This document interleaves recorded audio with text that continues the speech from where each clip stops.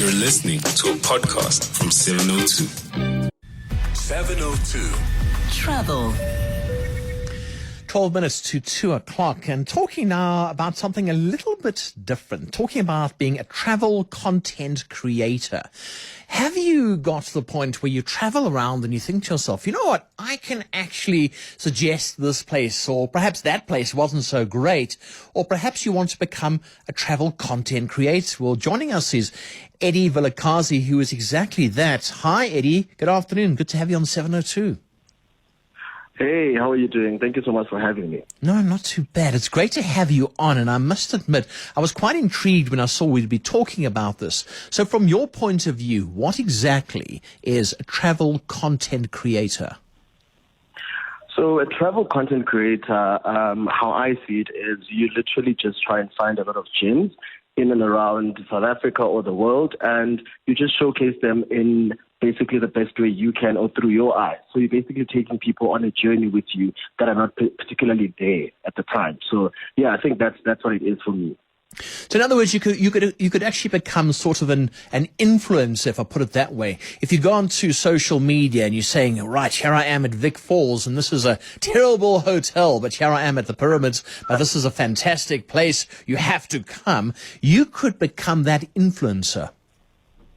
That is precisely what it is, because people are now trusting you to share the places and the experiences that you have as honestly as possible, because you don't want people to go to a place and say, but Eddie recommended this and this place was not what he said it was. So I always try, when I go to all of these places, to try and just be as open and honest about how the experience was for me. And yeah, that's what it is. I'm thinking as well, though, because people have different likes. They also come from different age groups. Are there different types, then, of travel content creators? I would like to think so, because also for me, I also view from a point of there's different types of content creators in terms of there's budget people that like to go to budget places. There's luxury content travel influencers that go to high-end places like resorts and stuff like that, where you find that some places are like 5,000 rand per person per night, you know. So it differs from person to person, and from preference, and also likes and dislikes. And of course, you'd have to also pick your social media platform as well. I'm thinking perhaps Twitter's good, but perhaps Instagram would be better, or even TikTok, because you can see what you're getting. Yeah, no, definitely. So I'm big on Instagram. I recently just started on TikTok, but Instagram has helped me, especially when Reel started, because with the Reel, you're able to show basically from, let's say you're going to the airport, you actually take people on the journey from when you start to when you get to the place, and then what you'll be getting up to there until you come back. So they literally wake up every day. You'll get a DM and say, Eddie, wake up, I want to see what you're doing today.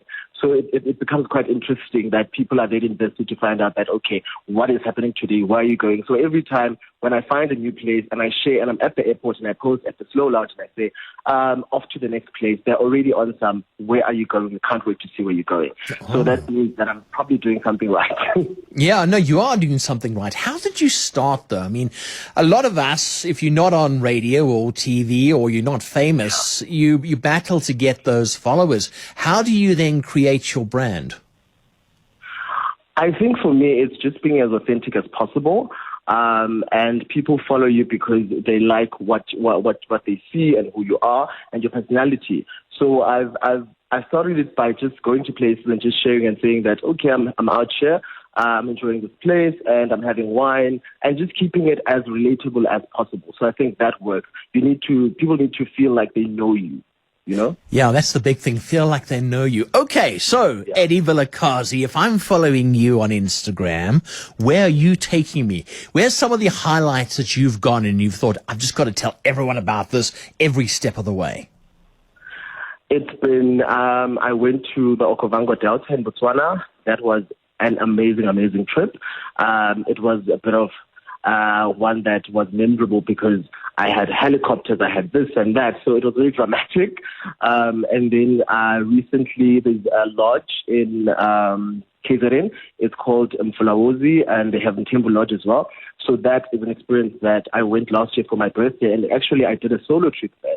So, and I went back last year again, the same year, with a friend of mine, because it was such a beautiful lodge, and you got to see the animals. You know, you got to wake up and see the river, flow the river from the villa. So those are always experiences that I feel like I want to share, because you know, when you get to a place and you literally reflect on your life because of what you're seeing, and you just appreciate where you are. So I always make sure that I try to go to places that kind of remind me how far I've worked and where I am, and just be appreciative of the moment.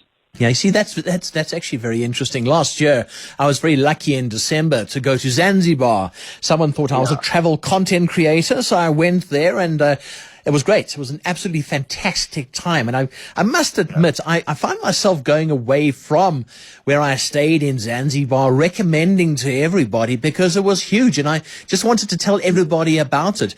But there's also the commercial thing as well. People will say, but you know what? They're paying Eddie, they're paying Ray to say this. I suppose you have to be quite strict and distinctive between the two.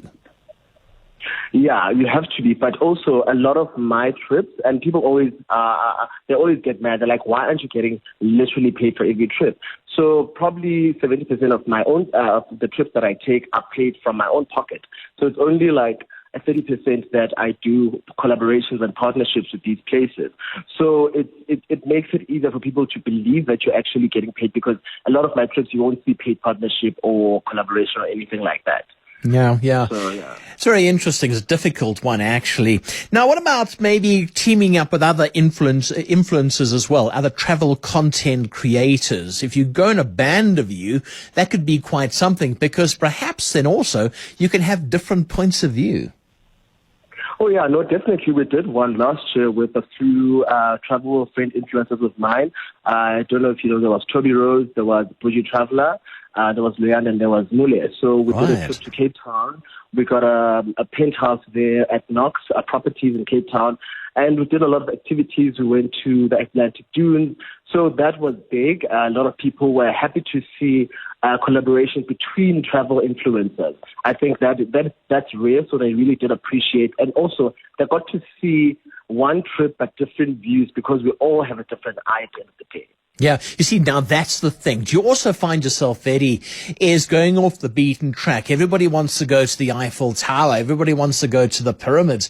But perhaps there's other things that you get to see, other things that you should draw people's attention to that are more cost-effective as well, and sometimes just more exciting.